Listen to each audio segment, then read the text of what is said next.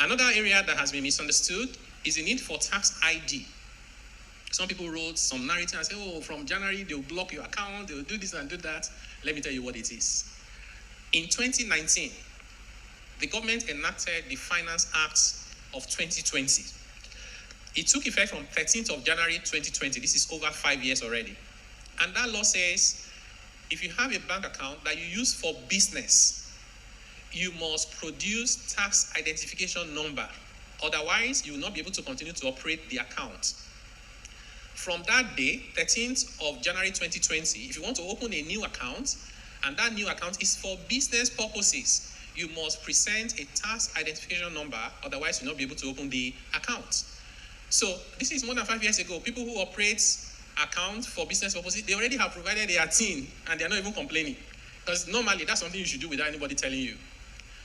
What we have now done under the new law is that FRS has TIN. TIN is tax identification number. If you live in Lagos State, LRS, that's the Lagos State Internal Revenue Service, they have their own TIN.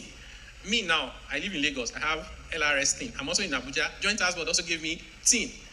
We now say, what kind of confusion is that? Why am I being identified like three persons within the same system?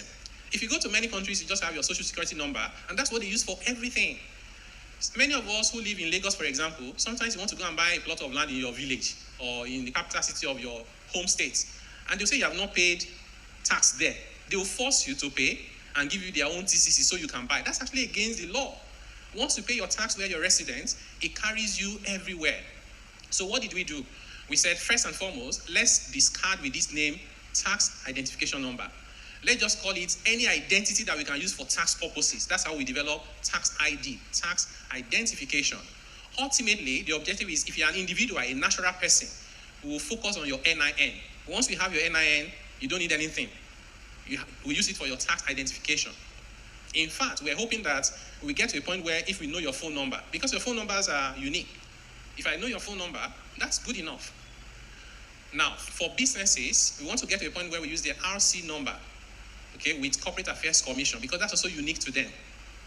Once we do that, we're able to harmonize all the tax identities in Nigeria to a single platform that will identify you uniquely, so that life is easy for you if you are moving around, doing business in different places, buying assets in different places, and your record is harmonized. If you already have a TIN for your bank account that you use for business, you don't have to do anything, you're fine.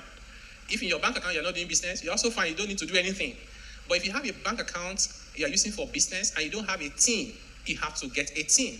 If you're an individual, you go to Joint Tax Board. I'll share some of the materials and I'm sure they can share with you via your communication channels. You see the link to register.